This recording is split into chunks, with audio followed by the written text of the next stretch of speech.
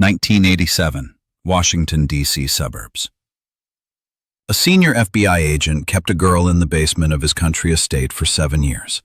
Her father, his personal driver, brought him to that house every single day, never knowing that beneath his feet, behind a concrete wall 3 feet thick, his daughter Katie was counting days on the wall with a rusty nail. 2,680 marks. 7 years of absolute darkness. In November 1991, when the tailhook scandal erupted and the entire military and intelligence establishment came under investigation, that same driver, now working as a cab driver, brought the agent to that house one final time and sealed him in that very basement, alive. This is a story about how a monster wore the mask of a decent man for 30 years. How he methodically destroyed other people's lives, believing it was his right, and how justice sometimes arrives with terrible delay, leaving not relief in its wake, but only ash. 1977, Fairfax, Virginia. Michael Thompson lived in a standard 2-story house in a quiet suburb 20 miles from Washington. White facade, blue shutters, manicured lawn, American flag on the porch. He was 36 years old, had worked as a driver at the Federal Bureau of Investigation for 8 years, and was considered reliable, vetted personnel. His wife, Sarah, 34, worked as an accountant at Fairfax Elementary School. Their daughter, Katie, 7, was in 2nd grade at the same school. An ordinary American family. Not poor, not rich. Middle class. Michael earned $28,000 a year, Sarah $18,000. It was enough. $650 monthly mortgage, groceries, clothes, 1 vacation a year to the Delaware Shore or Williamsburg. They had everything decent middle-class Americans were supposed to have. An RCA color television, a Whirlpool dishwasher, 2 cars, a Ford Crown Victoria for Michael and a Honda Civic for Sarah, a microwave oven, a front lawn that Michael mowed every Saturday. Life flowed steadily, predictably, safely.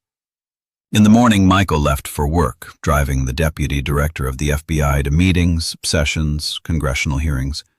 Sarah went to school to balance budgets and calculate payroll. Katie walked to school with her backpack, wearing jeans and a t-shirt. In the evening, they gathered around the table. Dinner, television, NBC Nightly News at 7. Then Katie did homework. Sarah read Ladies' Home Journal. Michael watched baseball or Monday Night Football. At 10, everyone went to bed. A measured life. A safe life. The American dream in action. But in September 1977, music entered their lives. A teacher at school noticed that Katie was drawn to the piano in the auditorium.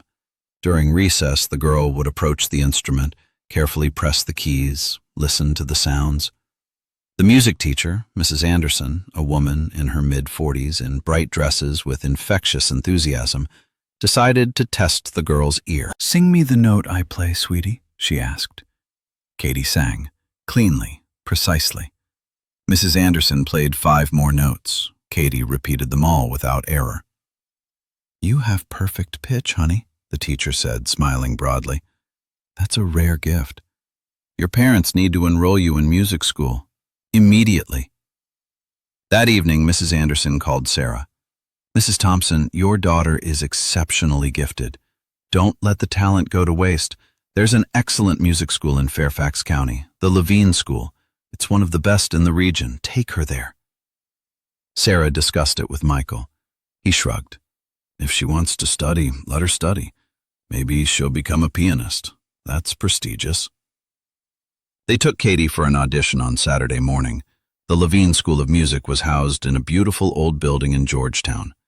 A panel of 3 teachers tested her pitch, sense of rhythm, coordination. Katie passed with the highest marks. She was enrolled in the classical piano program. From that day, the family's life changed. Now, 3 times a week, Monday, Wednesday, Friday, Katie took the metro from school to Georgetown for music lessons. Michael bought her a leather music folder for $25. Sarah found a used Yamaha piano for $800 through an ad in the Washington Post. Katie fell in love with music instantly, unconditionally, forever. She spent hours at home sitting at the piano in the living room, playing scales, etudes, simple pieces. Her thin child's fingers fluttered over the keys, drawing out melodies by Tchaikovsky, Mozart, Bach, Chopin. The neighbors sometimes complained, "Tired of hearing that tinkling all evening?" But more often they said, "The girl's talented, let her play. Nice to hear real music instead of that rock and roll." Michael and Sarah sat on the back porch in the evenings, drinking cold lemonade and listening to the music drifting from the open windows. They exchanged glances, smiled. This was their happiness, hearing their daughter play. It was proof that life was going right, that their child had a future, that the American dream was working. By 1978, Katie was already playing in school concerts. A little girl in a white dress with a red bow would walk onto the stage, sit at the black Steinway grand piano, and play so beautifully that absolute silence fell over the auditorium. Her parents sat in the front row and cried with pride. Sarah squeezed Michael's hand, whispering, "That's our baby, our little girl." After one concert, Katie's teacher, Mr. Levine, a stern man in his 60s with thick eyebrows and a French accent, told Michael, "Your daughter is a real talent, Mr. Thompson. If she continues to dedicate herself like this, in 10 years, she could get into Juilliard or Curtis. She'll become a concert pianist, a professional." Michael and Sarah left the concert elated. Their daughter, a future pianist. Their Katie would perform at Carnegie Hall, tour Europe, maybe even record albums. They made plans. They dreamed. They believed in the future. They didn't know that in 6 years, all of this life, all these plans, would collapse in an instant, and their daughter would spend the best years of her youth not on the Juilliard stage, but in a concrete box underground. Michael Thompson was called to the FBI personnel office in the J. Edgar Hoover building on Pennsylvania Avenue. "Michael," said the department head, a former Marine colonel with ribbons on his jacket, "we have a proposal for you. They want to transfer you to the position of personal driver for a senior agent." Michael was surprised. "Which agent, sir?" "Robert Harrison, Deputy Director for Counterintelligence, one of the key people in the Bureau. We've checked you out along every line. Clean, reliable, non-drinker, family man. That's exactly what we need for this position. Salary will be $33,000, plus medical benefits and pension plan. Take it. It's an excellent career move." Michael discussed it with Sarah that evening. She said, "Take it, Mike. It's a promotion. 5,000 more, we can save for Katie's college, and the pension plan will be better." Michael agreed. They vetted him for a month. Polygraph, detailed background check, interviews with neighbors, colleagues, even school teachers, financial review, credit history check. Michael passed all the filters flawlessly. In June 1978, he was officially transferred to the new position and assigned to Senior Agent Robert J. Harrison. The first meeting took place in Harrison's office on the 7th floor of the FBI building. Harrison sat behind a massive oak desk piled with folders bearing red stamps reading "Top Secret" and "Classified." He was 53 years old, a solid man, standing 6'2" with gray crew-cut hair, cold gray eyes, and a face that never showed emotion. He wore a perfectly pressed white shirt, dark blue tie, gold cufflinks. On the wall behind him hung photographs with presidents: Nixon, Ford, Carter. Harrison was one of those who survived administration changes, remaining in his position. He knew how to listen, observe, draw conclusions without revealing what he was thinking.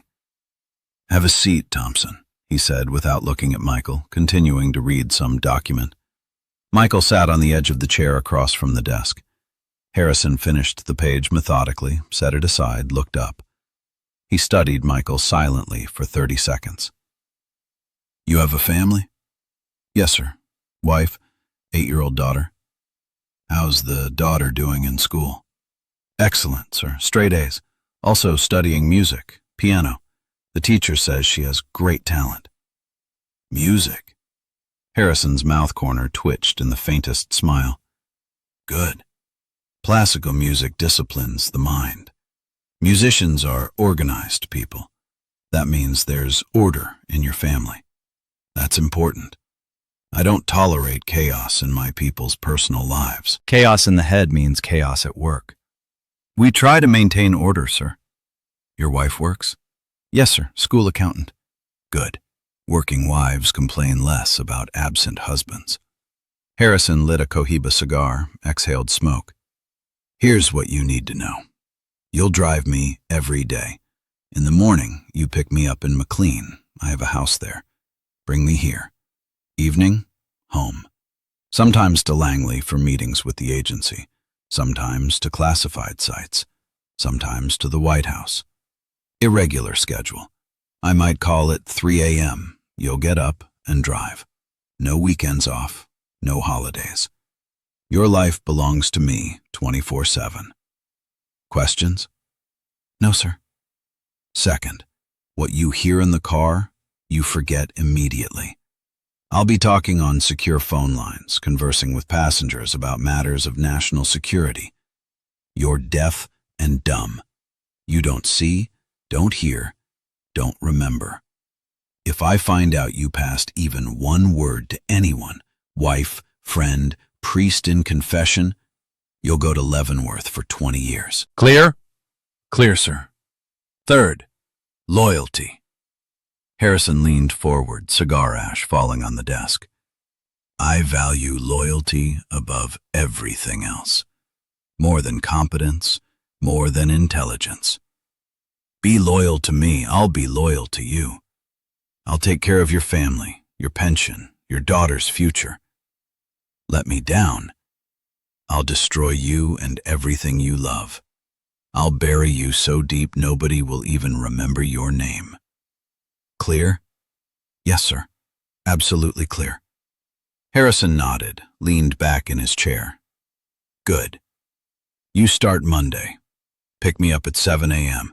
I'll give you the address. Dress code, dark suit, white shirt, tie. Always clean-shaven, haircut, shoes shined. You represent the Federal Bureau of Investigation. Look the part. Dismissed. Michael stood, nodded. Thank you for your trust, sir. I won't let you down. Harrison had already returned to his documents, didn't respond. Michael left the office. His hands were shaking. He'd just spoken with one of the most powerful people in American intelligence, a man who knew secrets that could topple governments. It was exhilarating and terrifying at once, but he couldn't know that this meeting was the beginning of a nightmare that would crash down on his family in 6 years. Monday, Michael began driving Senior Agent Harrison. The first months he was tense to the limit, afraid of making mistakes, being late, saying something wrong. But Harrison turned out to be a predictable boss. He didn't yell, didn't insult, didn't nitpick over trifles. If Michael did the job well, Harrison stayed silent, and silence was the highest praise. If something went wrong, Harrison spoke calmly, coldly. Thompson, next time be more careful. Mistakes in my work cost lives. Gradually, Michael relaxed, got used to it. The work became routine. Every morning at 7, he pulled up to Harrison's house in McLean, Virginia, a large 2-story colonial mansion with white columns, surrounded by pines and oaks. Harrison came out at exactly 7:15. His punctuality was almost manic.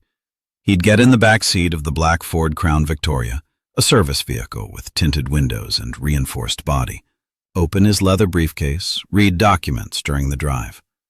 Michael drove him to the Hoover Building on Pennsylvania Avenue, waited all day in the parking lot, reading newspapers, drinking coffee from a thermos.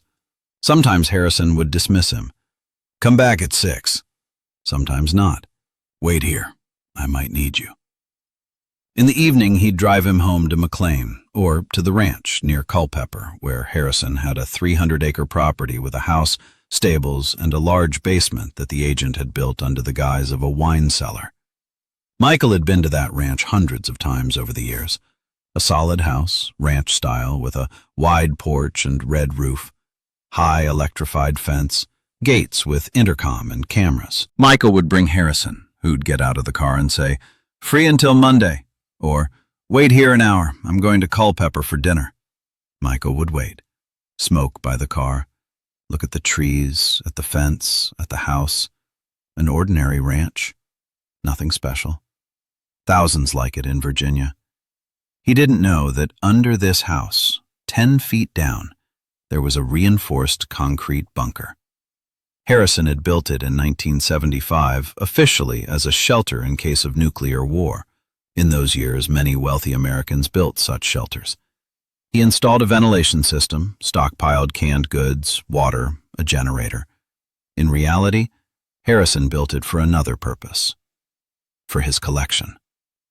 Senior Agent Robert Harrison was a monster. But a monster of a special kind, disciplined, methodical, controlling himself with cold precision. He'd understood his inclinations back in his youth, at the end of World War II, when at 17 he'd added a year to his age and volunteered for the Army in 1944. He fought in Europe, made it to Germany, saw death, violence, the chaos of destroyed cities. And he realized this excited him, not in a sexual sense, but in something deeper, more primal. Power over another's life. Absolute, boundless power to decide who lives, who dies. After the war, he joined the FBI through the Veterans Program. There, he could legally exercise this power.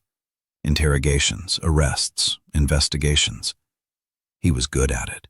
Methodical, cold-blooded, ruthless. He built his career during McCarthyism, the hunt for communists, COINTELPRO. By 50, he'd become a senior agent, deputy director. But legal power wasn't enough for him. He needed more. He wanted to possess a person who would belong to him completely, without witnesses, without laws, without the Constitution and Bill of Rights, without courts and lawyers.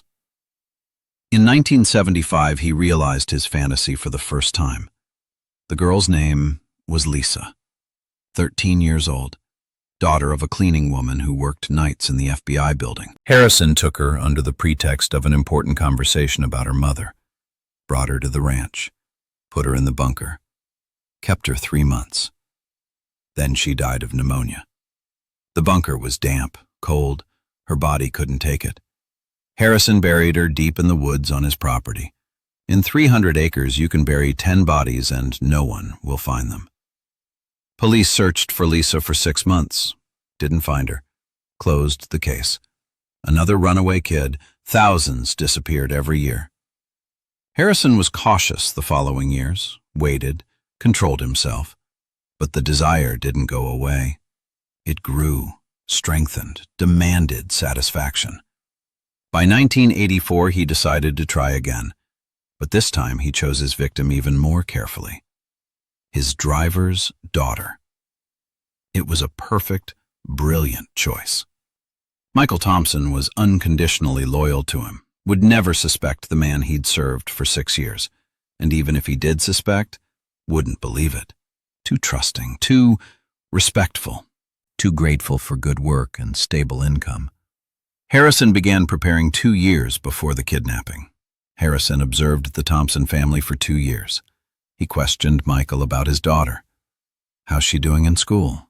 What are her interests? Where does she go? What's her daily routine? Michael answered willingly. He was proud of Katie.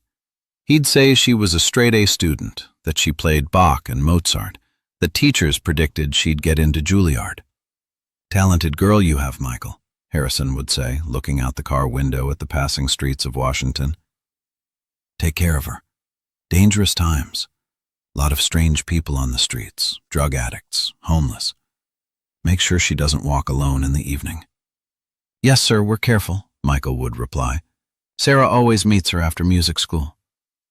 Harrison would nod and memorize every detail. Once, in March 1984, he asked Michael to show him a photo of his daughter. "I want to see the face of the child belonging to the man I trust with my life every day," he said with a slight smile. Michael pulled out a snapshot from his wallet. Katie at the piano, 14 years old, long brown hair pulled back in a ponytail, big smile, blue eyes, white blouse, dark skirt, concert attire. Harrison studied the photograph for a long time, a very long time. "Beautiful girl," he finally said, returning the snapshot. "Very beautiful. Smart face. You should be proud of her, Michael." "I am, sir. Every day." Harrison memorized that face. The image burned into his memory. From that day, he began active preparation. Harrison was methodical to the point of mania. He didn't act impulsively like primitive predators. He drew up a detailed plan, studied Katie's route from school to the Levine School of Music in Georgetown, learned the class schedule, Monday, Wednesday, Friday, 4 to 6. Found the place where he could take her unnoticed. Foggy Bottom Metro Station. She'd exit there after lessons, walk 3 blocks to the bus stop. Evening, 6:30, when it was already getting dark in winter and early spring. Few people on the street, the business district emptied out after 5 p.m. He prepared the bunker at the ranch, installed a reinforced steel door with an electronic lock and 3 mechanical deadbolts, ran additional ventilation, couldn't have a repeat of what happened with Lisa. Placed an iron cot with mattress, table, chair, stocked up on canned goods, military MREs, bottled water for a year ahead, installed a shower with cold water, a toilet with septic tank, several light bulbs under the ceiling protected by metal grating. Everything was ready by early April 1984. He waited for the right moment. The day began normally. Katie woke at 7 a.m. to the alarm clock. Sarah made breakfast, eggs and bacon, toast, orange juice. Katie ate, leafing through her algebra textbook. There was a test that evening. "Don't worry, honey," Sarah said, kissing the top of her head. "You're well prepared. You'll get an A, like always." Katie smiled. "I hope so, Mom." Michael had already left for work, picking up Harrison at 7. Sarah walked Katie to the door. "Straight to music lessons after school, right? You have your lesson with Mr. Levine at 4. "Yes, Mom. I'll be home by 7. "Good. I'll make your favorite lasagna." They hugged. Katie ran out of the house, got on her bicycle, rode to school. April was warm. The sun shone brightly through the green tree foliage. Katie rode through quiet suburban streets, humming a Mozart melody she was learning that week. An ordinary day. Nothing special. Another day of the American dream. At school, she took the algebra test, solved all the problems. During recess, she chatted with her friend Jennifer about the new movie 16 Candles with Molly Ringwald that had just come out in theaters. They agreed to go Saturday to the McLean Cinema. At 3 o'clock, classes ended. Katie rode home on her bicycle, changed clothes, grabbed her music folder, ate a sandwich Sarah had left in the refrigerator with a note. "Ate lunch? Good girl. See you at 7. Love, Mom." At 3:30, Katie left the house and rode to the Vienna Metro station. Left her bicycle in the parking lot, went down to the metro, took the Orange Line to Foggy Bottom. The ride took 25 minutes. Katie read in the car To Kill a Mockingbird, assigned for literature class. Washington Metro in 1984 was new, clean, safe. Katie had been riding it since she was 12. Her parents didn't worry. She got off at Foggy Bottom at 3:45. Walked 3 blocks to the Levine School of Music on 22nd Street. The lesson lasted 2 hours. She played Bach, the Well-Tempered Clavier, Prelude No. 1 in C major. Mr. Levine listened, nodded. "Très bien, Katie. Very good. But here," he pointed to the notes, "needs to be softer. Hear it? Not so forte, more delicate." Katie repeated it correctly. "Excellent. That's enough for today. Go home, child. And don't forget, Saturday rehearsal before the spring concert." Katie gathered her music, said goodbye, went outside. It was 6:15 in the evening. an April evening.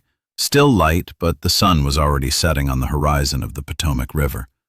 Katie walked toward the metro along 22nd Street. On the corner of 22nd and H Street stood a black Ford Crown Victoria. Katie didn't pay attention. There were thousands of service cars in Washington. A man got out of the car, dark suit, white shirt, tie, middle-aged, about 50, with gray crew-cut hair. Stern, serious, authoritative face. He approached Katie. "Excuse me, young lady. Katie Thompson?" Katie stopped, tensed. The stranger knew her name. "Yes," she answered cautiously. "Who are you?" The man pulled a leather holder from his inside jacket pocket, opened it. Gold FBI badge, photograph, name, Robert J. Harrison, Deputy Director. "I'm Senior Agent Harrison from the Federal Bureau of Investigation. I need to talk to you urgently. It's about your father. Official business." Katie was frightened. "What about Dad? Is he okay?" "I'll explain in the car. Get in. I'll drive you home and explain everything on the way. This is important, Katie, and urgent." Katie hesitated. Her parents had taught her never to get in cars with strangers. Stranger danger. They'd taught that in school since first grade. But this wasn't a stranger in the usual sense. This was a senior FBI agent, with a real badge and ID. And it was about Dad. Maybe something happened at work. Maybe an accident. "What exactly happened?" she repeated, her voice trembling. "Katie, out here on the street isn't the place to discuss official business. This is classified information. Get in the car, please. I'm a friend of your father's. He works for me. I'm Robert Harrison. Your dad drives me every day." "He's told you about me?" Katie nodded. "Yes, Dad sometimes mentioned Mr. Harrison. Said he was a big boss, important man, that he had to do the job perfectly not to let him down." The man looked respectable, inspired trust. Expensive suit, polished shoes, cufflinks, neat haircut. Didn't look like a bad person. Looked like what a senior FBI agent should be. "Okay," Katie said, "but just to my house. Mom worries if I'm late." "Of course, straight to your house." She got in the back seat. It was her last free decision for the next 7 years. The door slammed shut. The automatic lock clicked. The car moved. Katie sat in the back seat. The driver was silent. Some young man in a dark suit, face not visible. Harrison, who'd invited her, sat beside her. "So what about Dad?" Katie asked, clutching her music folder on her lap. "Dad's fine, Katie," Harrison said calmly, his voice soft, almost kind. "Then why?" Katie looked out the window. They were driving away from Virginia, completely the wrong direction. "You're going the wrong way. We live in Fairfax. That's a different direction." "I know where you live, Katie." "Then why? Where are you taking me?" Katie tried to open the door. Locked. The button didn't work. Child lock activated. "Stop the car! Let me out! Mom's worried! I'll scream!" Harrison pulled out a syringe from his pocket, medical with clear liquid inside. Katie screamed. Loud, piercing, with the desperation of a 14-year-old child who suddenly realized something terrible was happening. "Quiet, Katie," Harrison said, grabbing her arm. The strength in his fingers was iron. "Don't scream. Don't fight. It won't help. Nobody will hear. The windows are soundproof. Just sit quietly." Katie tried to break free, scratched his arm with her nails, but he held her in a grip like a vice. The second hand grabbed her hair, turned her head. The needle went into her neck quickly, professionally. "Good girl," he whispered, injecting the sedative. "Don't be afraid. I won't do anything bad to you. Just sleep a little. Everything will be fine." The world swam. Voices became distant, as if underwater. Katie tried to resist, but her body wouldn't obey. Her arms and legs filled with leaden weight. Her eyelids closed on their own. Darkness came in waves. The last thing she managed to think, "Mom, Dad, help me." When she woke up, she was in hell. Complete darkness. Absolute, total darkness. Cold concrete floor under her back. Head splitting with pain. Nausea rising to her throat.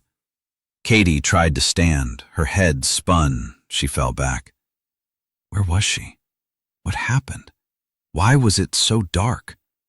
Memory returned in pieces. The street after music school. Man in a suit. FBI badge. Car. The shot. She'd been kidnapped. This wasn't a nightmare. This was reality. Help! Katie screamed into the darkness. Somebody help me! Please! Somebody help! No one answered. Katie cried. She lay on the cold floor and cried like children cry, desperately, inconsolably, hoping someone would hear and come. Mom would come. Dad would come. They always found her when she got lost in the supermarket. But no one came.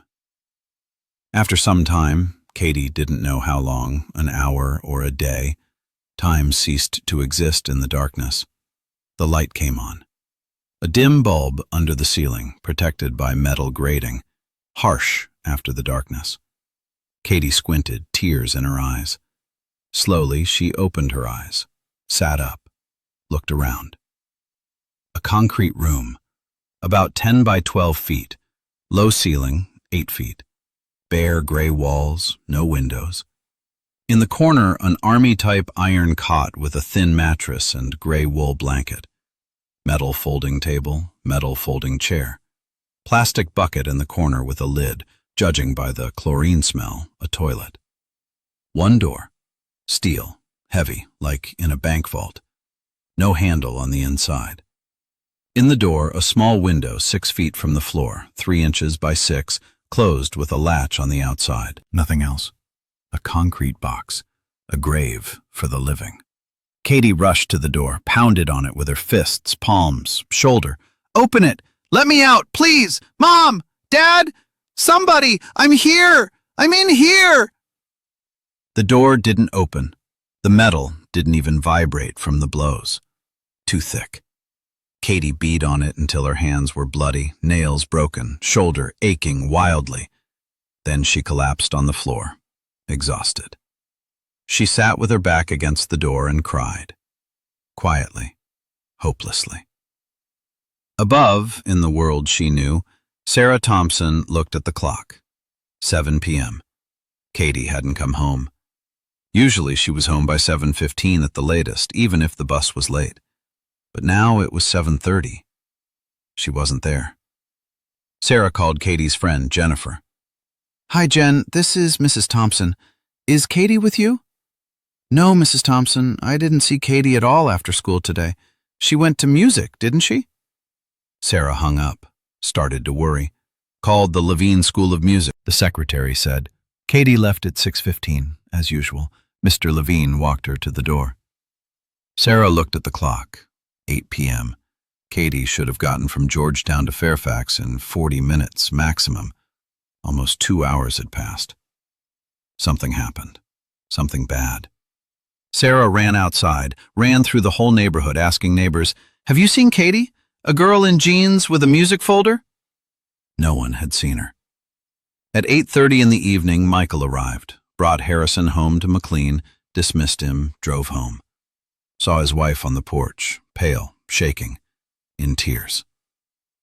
Sarah, what happened? Katie didn't come home. Michael went pale, as if all the blood drained from his face at once. What do you mean she didn't come home? Where is she? I don't know. She left music school at 6:15 and disappeared. They got in the car, drove the entire route from Metro Vienna to home. Stops, parking lots. Nowhere. Drove to Georgetown, to the music school. Mr. Levine opened the door, came out, worried. What happened? Katie didn't come home. You're sure you let her go? Yes, of course. At 6:15, I walked her to the door, watched her go down 22nd Street toward the Metro. Everything was normal. They called all the hospitals in the area. Maybe she was hit by a car, maybe trauma, amnesia. She wasn't anywhere. At 10 p.m., Michael went to the police. The duty officer at the station on Wilson Boulevard in Arlington lazily wrote down the report. Age? 14. When last seen? Today, 6:15 p.m. in Georgetown. Okay. Wait until morning, sir. Teenagers often get lost, usually turn up. Maybe staying with friends. What morning? Michael shouted, hitting the desk with his fist. She's been kidnapped. She couldn't have just gone somewhere. She's a responsible girl. Sir, please, calm down. We can't begin an official search until 24 hours have passed. It's protocol. If she doesn't turn up by tomorrow evening, we'll start the search. For now, go home. She'll probably come back on her own. Michael didn't go home. He searched all night, drove all the streets between Georgetown and Fairfax, stopped, got out, shined his flashlight into parks, alleys, empty parking lots, shouted her name into the darkness. Katie! Katie, where are you? It's Dad. Answer me, baby! No one answered. Only echo in the empty streets. Sarah sat by the phone all night, prayed, though she wasn't religious. God, if you exist, please bring her back. I'll do anything. Just bring my baby back alive. God didn't answer. On the morning of April 12th, police officially began the search. They opened a missing person case at 10 a.m. Detective James Rollins, an experienced cop in his 50s, took the case. Interviewed Michael and Sarah, interviewed Jennifer and other classmates of Katie's, interviewed Mr. Levine. Checked surveillance cameras at metro stations. There weren't many in 1984, but there were some here and there.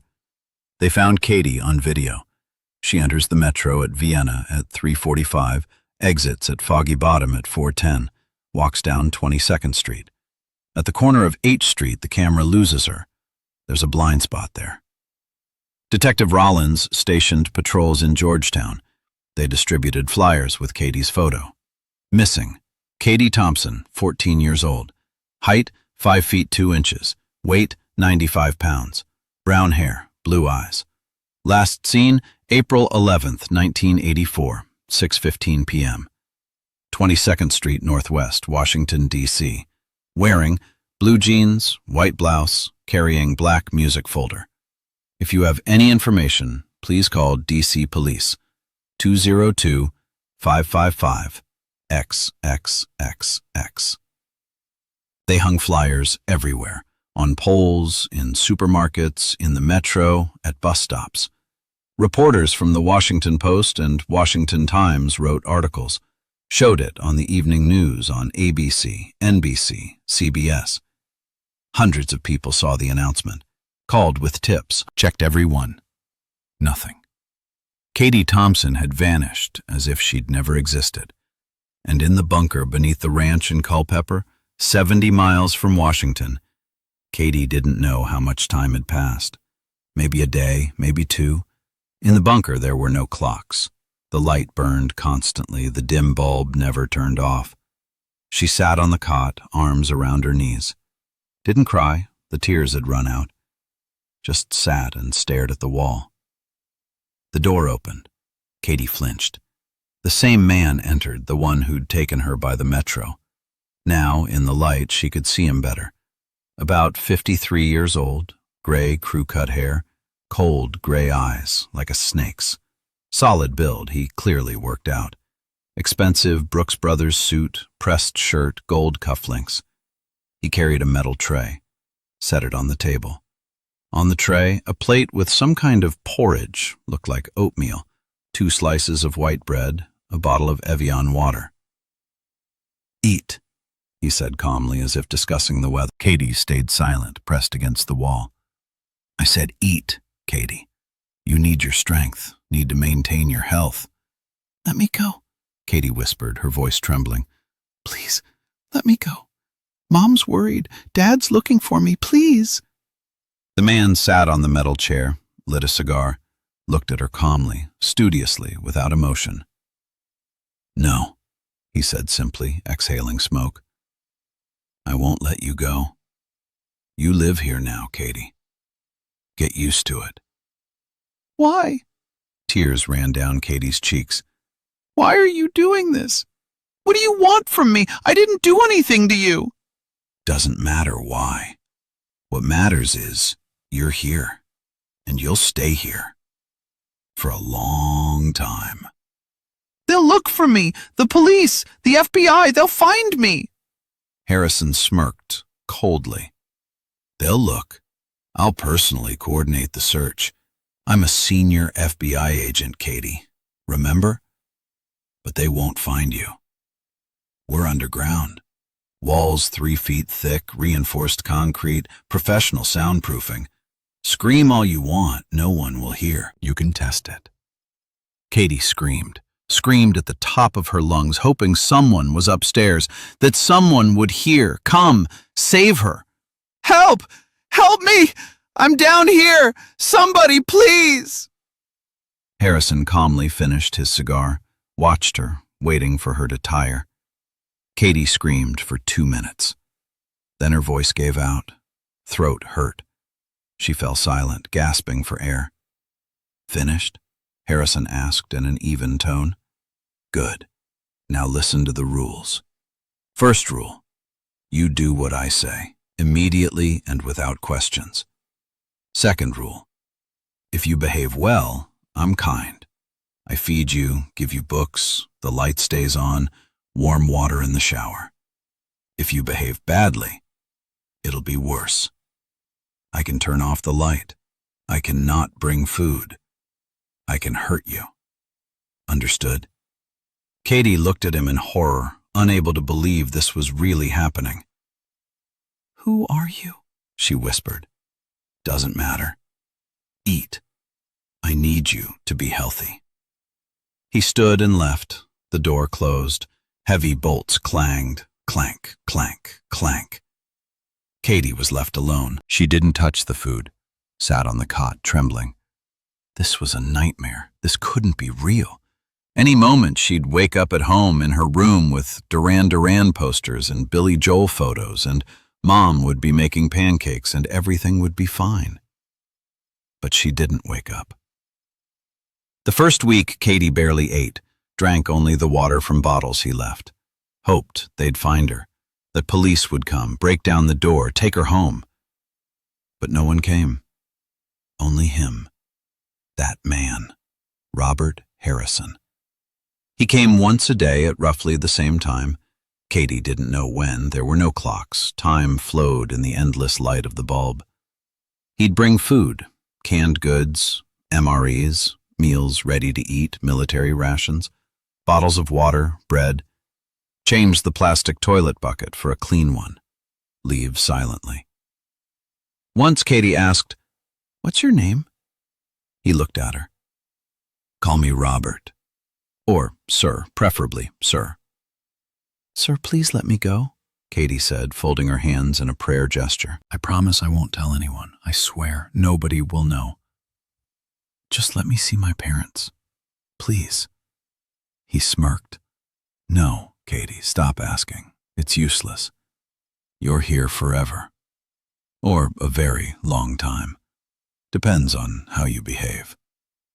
After 2 weeks, Katie started eating. Hunger won. She understood. If she didn't eat, she'd die. And she wanted to live. Wanted to see Mom and Dad again. Wanted to go home. She ate oatmeal, canned beans, white bread, drank water. Slept on the hard cot with the thin mattress. Used the bucket in the corner. It was humiliating, shameful, disgusting, but there was no choice. Twice a week, Harrison turned on water in the primitive shower in the corner. Cold water from a hose, 5 minutes. She'd wash with a bar of ivory soap he left. Harrison began bringing her books. "Read," he said. "An educated girl should read. You're smart, Katie. You probably have an IQ around 130. Don't waste it." The first book was War and Peace by Tolstoy, a huge hardcover volume. Katie opened it, started reading, and realized books were salvation, the only salvation. While she read, she wasn't here. She was in the world of Prince Andrei, Natasha Rostova, Pierre. In a world where there was sun, balls, love, life. She read 18 to 20 hours a day, read to keep from going insane. After a month, Katie found a rusty nail in the corner of the bunker. It had fallen off some old fastening on the cot. She picked it up and scratched a mark on the concrete wall. One day. From that moment, she began keeping a calendar. Every day, a new mark on the wall. It became her ritual. Woke up, made a mark. It proved time was passing, that she wasn't in eternity, that someday this would end, that she'd survive. 30 marks, 1 month. 60 marks, 2 months. 90 marks, 3 months. Katie counted the days and waited. Believed Dad would find her. Dad always found solutions. Dad always protected her. But a month passed. 2, 3.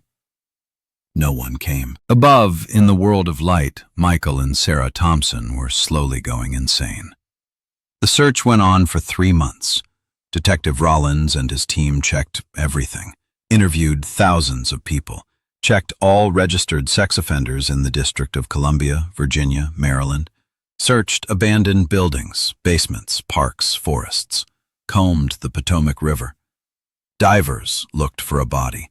Maybe she was killed and thrown in the river. Nothing. No traces. Katie Thompson had vanished into a black hole. Senior Agent Robert Harrison was very supportive of Michael. He gave him a week off with full pay, arranged a meeting with the FBI director, put federal resources toward the search, personally met with Detective Rollins, offered the Bureau's help. Do whatever's needed, Harrison told Rollins in the police office. If you need additional resources, let me know. Michael Thompson is my man. I take care of my people. Rollins thanked him. We're doing everything possible, sir. But honestly, the chances decrease every day. What do you mean? If a child isn't found in the first 48 hours, the probability of finding them alive drops to 5%. It's been 3 months. Either she's dead, or... Rollins fell silent. Or what? Or someone's keeping her. For certain purposes. And then we might never find her. Harrison nodded, his face showing sympathy and anger. Keep searching. I'll make sure the family gets all necessary support. After the meeting, Harrison drove to the ranch in Culpeper, went down to the bunker. Katie sat on the cot reading War and Peace. How are you doing, Katie? He asked. Katie didn't answer. She'd learned to stay silent. Conversations with him didn't help. They're looking for you upstairs, Harrison continued, sitting on the chair, lighting a cigar. Police, FBI, volunteers. Your parents have hung your photos everywhere. Your mother cried on TV, begged for you to be returned. Very touching. I almost shed a tear myself. Katie clenched the book in her hands until her knuckles turned white. But they won't find you, Harrison said, exhaling smoke. Never will. Because they're looking in the wrong places, and you're right under their noses. More precisely, under my house. Ironic, isn't it? Your father brings me here every day, parks the car right above your head, and doesn't know. Katie closed her eyes to keep from crying.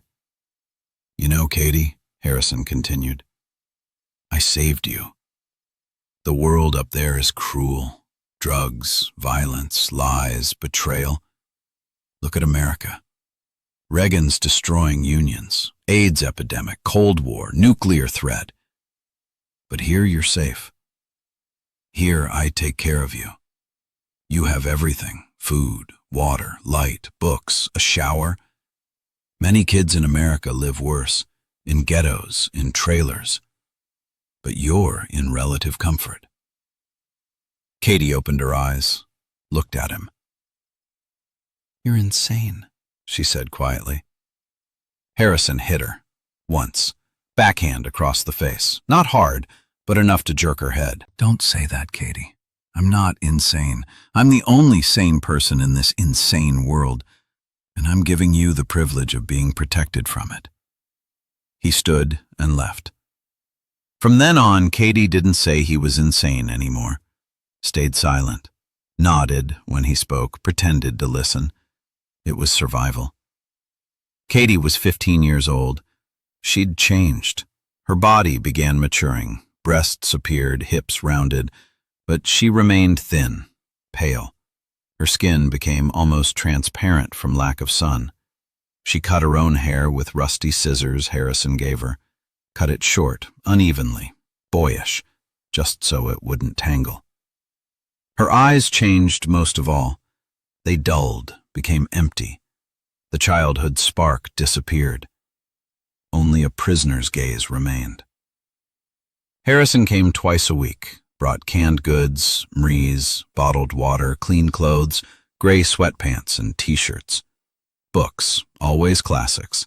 Dostoevsky, Dickens, Austen, Melville, Hemingway. He'd sit on the chair and sometimes talk to her. "How are you, Katie?" Katie stayed silent. "You've grown up," he continued. "Become a young woman. That's good. Frivolity didn't suit you. Now you're serious, mature." He looked at her for a long time, studying, but never touched her, didn't rape her. That was the only mercy. He didn't do that. Just held her, just owned her, just enjoyed the power. "You know, Katie," he said once, "things are getting worse upstairs. Reagan started the Star Wars program. Billions of dollars for weapons instead of schools and hospitals. There might be war soon.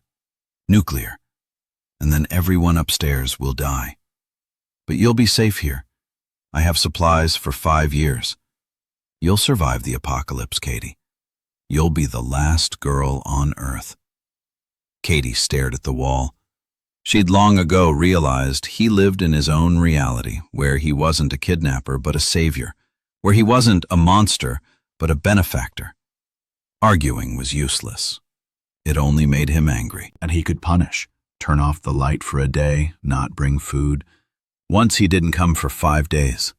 Katie nearly died of hunger. After that, she learned to obey. Time dragged on. Katie grew up in darkness. She read. It saved her sanity. She reread War and Peace 3 times, Crime and Punishment 5 times, Moby Dick 4 times. She knew them almost by heart. She thought about murder, dreamed that someday when he came she'd attack him, kill him with her bare hands and run out. But these were fantasies. In reality, she was a thin girl against a trained former Marine. She had no chance.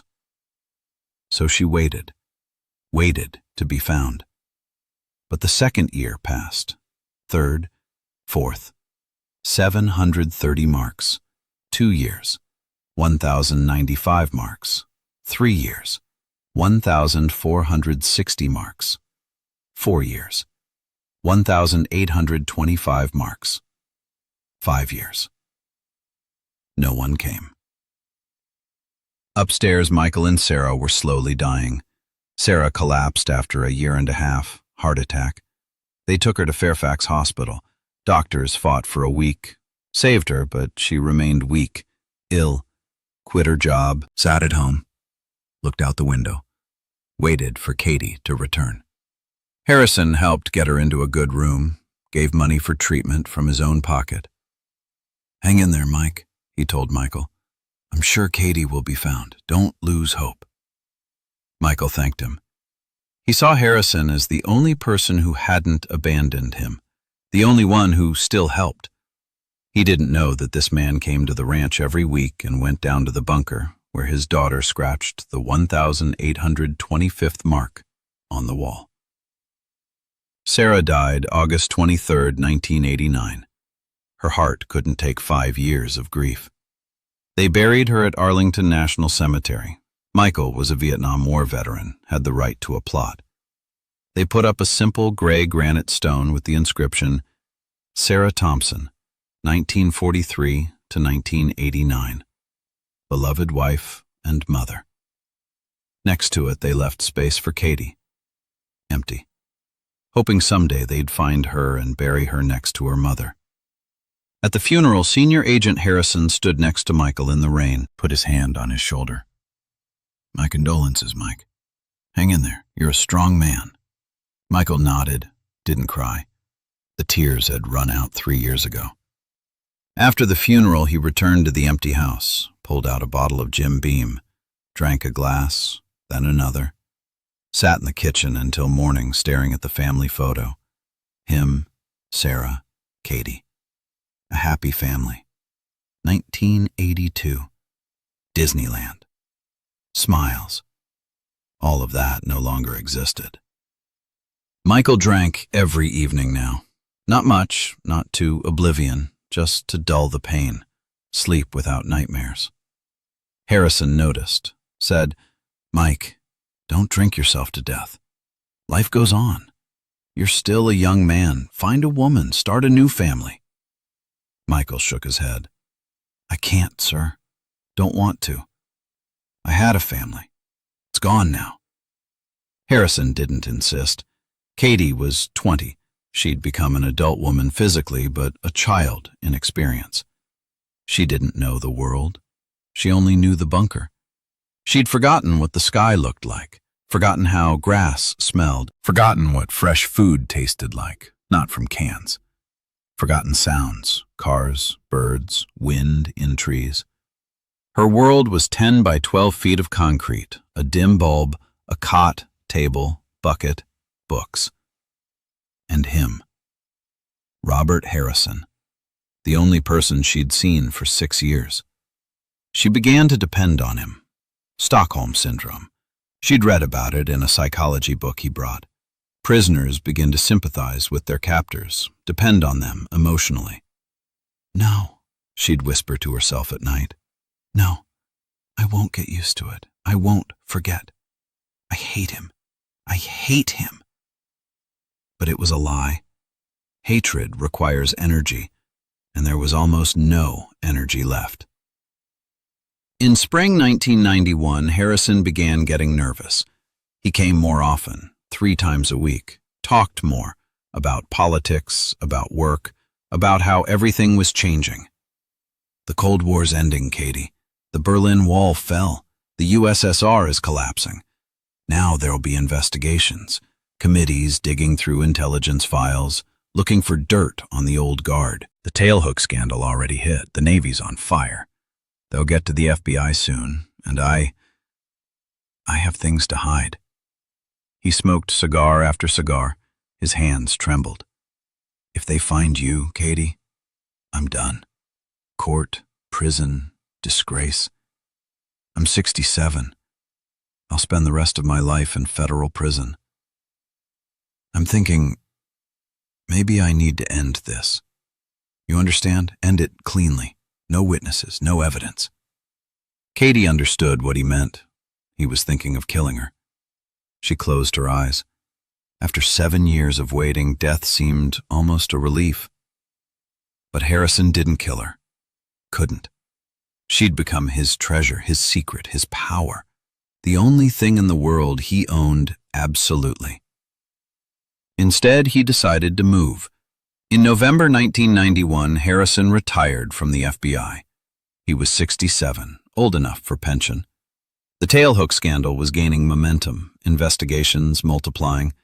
He decided to leave while clean.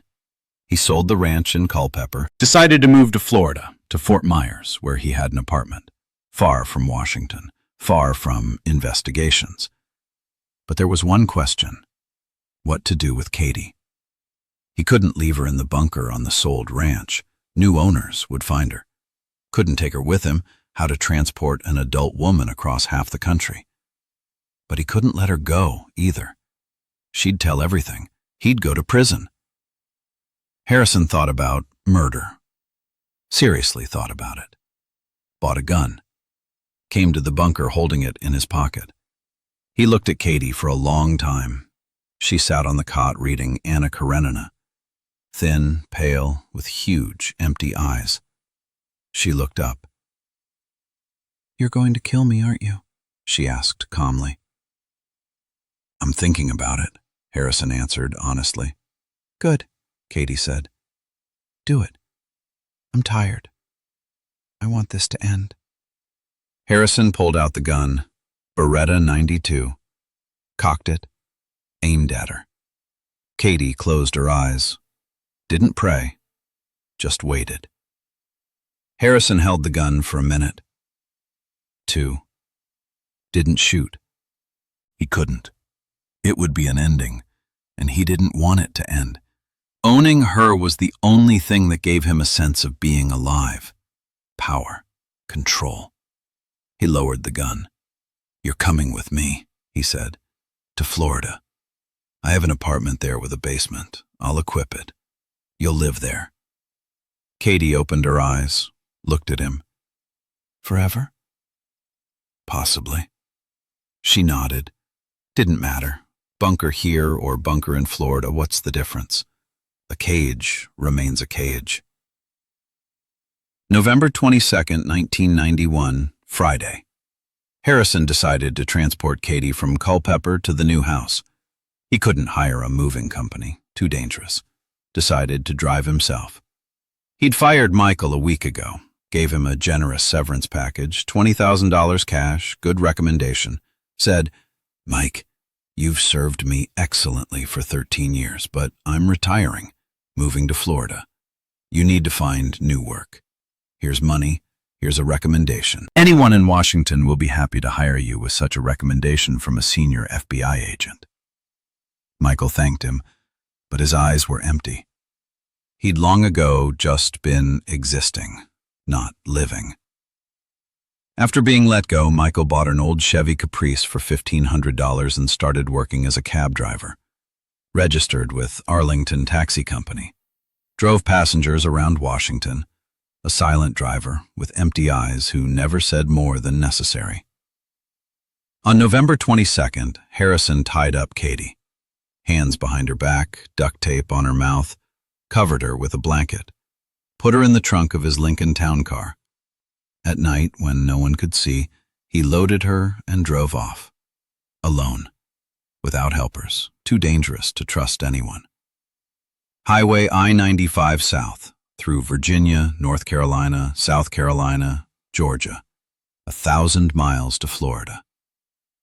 Near Raleigh, North Carolina, the Lincoln's engine started overheating. Harrison pulled over, opened the hood. Out of antifreeze. Cursed, tried to fix it. In the trunk, Katie heard the car had stopped. She realized this was a chance. Maybe the only one in 7 years. She started pounding. With all her strength, feet against the trunk lid, again and again. A pickup truck drove past. The driver, a farmer about 40, heard the sound, stopped. Hey man, need help? No, thank you, Harrison said, closing the hood. Just overheating. I'll handle it. You sure? I heard some noise from your trunk.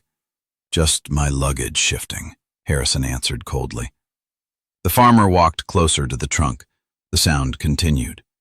Bam, bam, bam. That don't sound like luggage, mister. Open the trunk. Harrison pulled out his FBI ID. Old, but still valid until year's end. I'm a federal agent, transporting a prisoner. Mind your business and drive away. The farmer got scared.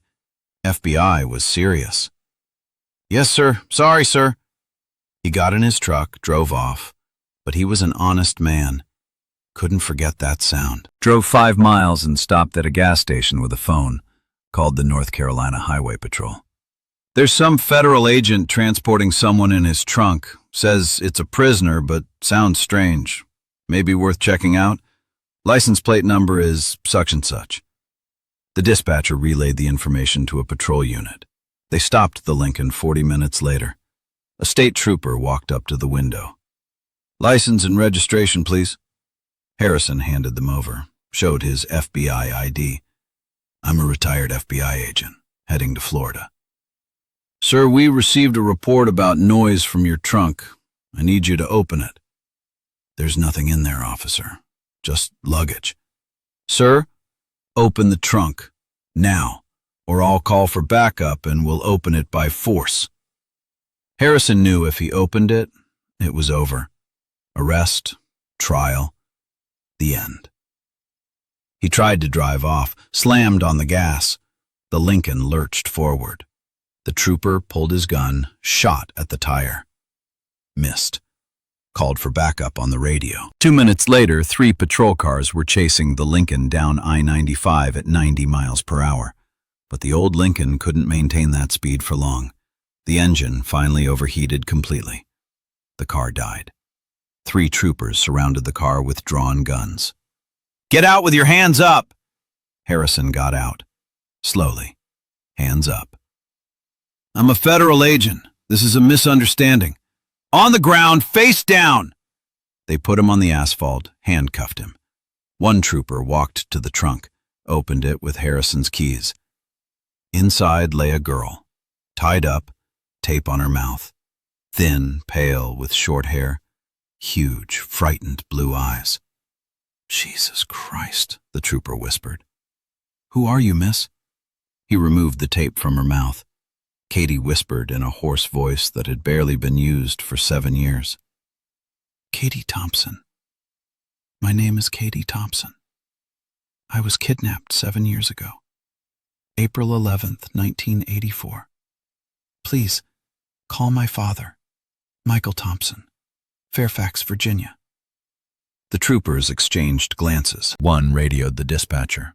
"We need FBI here, now. We just found a kidnapping victim. 7 years missing." 2 hours later, the FBI arrived. They took Katie to a hospital in Raleigh. The medics gasped when they saw her condition. Malnutrition, anemia, pale as a vampire. Weight, 98 pounds at 5 foot 4 inches tall. Vitamin deficiencies, muscle atrophy. "How long was she held?" a doctor asked the FBI agent. 7 years, in a basement." 7 years. The doctor shook his head. "A miracle she's even alive, and relatively mentally sound." The FBI found Michael Thompson through their databases, called him.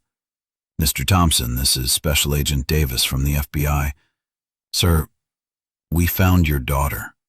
Katie's alive in North Carolina at a hospital in Raleigh." Michael was silent for 30 seconds. Couldn't believe it. Is this real?" he whispered. "Yes, sir. Absolutely. You can come. She asked me to tell you she loves you." Michael dropped the phone, grabbed his cab keys, drove to Raleigh. 6 hours nonstop, 280 miles. Arrived at the hospital at midnight. A doctor led him to the room. Katie sat on the bed, IV in her arm, gray hair cut unevenly, thin face, huge, empty eyes. But when she saw her father, her eyes came alive. "Dad?" she whispered. "Is it really you?" Michael fell to his knees by the bed. Tears flowed, the first tears in 7 years. "Katie, baby, my little girl, you're alive. You're alive." He reached out his arms. Katie slowly, cautiously touched his hand. Warm. Real. "Daddy," she whispered, and that word broke her. She cried. For the first time in 7 years, real tears of relief. "Daddy, I thought I'd never see you again. I thought I'd die there." They hugged. Katie trembled in his embrace like a bird. She was light, fragile, bones under skin. "I found you, baby. Finally found you. I'm so sorry. So sorry I didn't find you sooner." "It's okay, Dad. You're here now. That's all that matters." Robert Harrison was arrested on the spot. They searched his Lincoln, found a gun in the glove box, in the trunk, ropes, duct tape, sedatives. Searched the ranch in Culpeper, found the bunker with marks on the wall. 2,560 marks. 7 years. Searched his apartment in Florida, found a prepared basement with a steel door, cot, food supplies. He'd been getting ready to continue holding her. The evidence was overwhelming. Katie's testimony, physical evidence, his own notes in a personal journal they found in a safe deposit box where he methodically described each day of Project Katie. The trial was held in February 1992. Harrison was charged with kidnapping, unlawful imprisonment, conspiracy, numerous federal charges. He pleaded not guilty. Hired the best lawyers for $500,000. They tried to prove an insanity defense. Didn't work. Psychiatric evaluation showed Harrison was completely sane, understood the nature of his actions, knew he was breaking the law. He was simply evil. Pure evil. Rational and methodical. The jury reached a verdict in 2 hours. Guilty on all counts. The judge sentenced him to life imprisonment without possibility of parole, plus an additional 150 years, just in case. Mr. Harrison, the judge said at sentencing, you used your position as a trusted federal agent to kidnap an innocent child and hold her in captivity for 7 years. You stole her childhood, adolescence, future. You are a predator of the worst kind. You receive the maximum punishment the law allows. I hope you spend the rest of your life reflecting on the evil you've committed.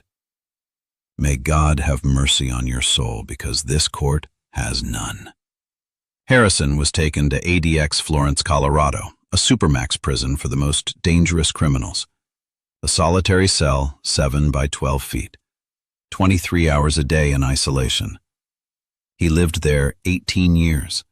Died in 2010 of cancer. He was 86. No one came to the funeral. He was buried in the prison cemetery. Unmarked grave. Katie Thompson spent 3 months in rehabilitation, physical and psychological. Doctors helped her gain weight, restore muscle tone, treat vitamin deficiencies. Psychologists worked with her on PTSD, depression, anxiety. Progress was slow, but steady. She returned home to Fairfax in February 1992. She was 21 years old, but looked like a teenager. Life had stopped at 14. Michael sold the house. Too many memories. Bought a small apartment in Alexandria. Quit driving cabs. Found work at a security firm. Wanted to be home more, for Katie. Katie tried to live a normal life. Finished high school through a GED program, tried taking piano lessons again. Her hands didn't remember. The talent had died in the bunker. She got a job working at the Fairfax County Library. Quiet work, books, silence, few people. She had severe claustrophobia, couldn't ride elevators, the metro, any enclosed spaces. Couldn't sleep in darkness, the light stayed on all night. Was afraid of men, flinched when someone approached from behind. She tried dating. In 1995, at 24, she met Andrew, a nice guy, an accountant. He was patient, gentle. But when he tried to kiss her, she froze, panicked. Intimacy triggered flashbacks to the bunker. Andrew tried to understand. She told him everything. He listened, said, I need time to process this. Left. Never called again. Katie was left alone. Realized she'd always be alone. Relationships, marriage, children, those weren't for her. Those were for normal people. She was broken. Michael died March 5th, 2012. Heart attack. In his cab, behind the wheel. Was driving a passenger to Reagan National Airport. Felt chest pain, pulled over, said, I'm sorry, I don't feel well, and lost consciousness. Paramedics arrived 8 minutes later. Too late. Katie was 41. She buried her father next to her mother at Arlington National Cemetery. Was left completely alone in the world. Katie lived 3 more years after her father's death, worked at the library, went to the cemetery every Sunday, brought flowers, talked to her parents aloud. Hi, Mom. Hi, Dad. How are you up there? I miss you so much. Life is hard, but I'm managing. I'm working. I'm living. Sort of. I'm sorry I didn't become what you hoped. didn't become a concert pianist, didn't get married, didn't give you grandchildren. I'm sorry life turned out this way. But I survived. That's something, right? I survived. October 14th, 2015, Wednesday. Katie Thompson died in her sleep, in her apartment in Alexandria. She was 44 years old. Cause of death, cardiac arrest. Doctors said cardiomyopathy. Her heart was worn out, likely a consequence of prolonged stress and malnutrition in her past. The funeral was modest. About 20 people came, colleagues from the library, a few neighbors. She was buried next to her parents at Arlington. They put up a simple gray granite headstone with her photograph. In the photo, Katie at 40, thin, short hair, sad blue eyes. The inscription on the stone: Catherine Katie Thompson, 1970 to 2015. Beloved daughter. She survived the darkness. Katie Thompson lived 24 years after her liberation. She was never happy. She never managed to return to a full life. 7 years in darkness had broken her forever. But she lived. She breathed. She worked. She helped others with her story. She gave an interview to the Washington Post. Her case study was used in FBI training for agents working with kidnapping victims. And that was her victory over evil. Robert Harrison stole her childhood, adolescence, youth, future, dreams, talent, ability to love. But he didn't steal the main thing: her will to live, her will to fight, her will to survive despite everything. Katie survived. Despite 7 years in hell, despite everything. And that was her triumph, her revenge, her victory. She proved stronger than the darkness.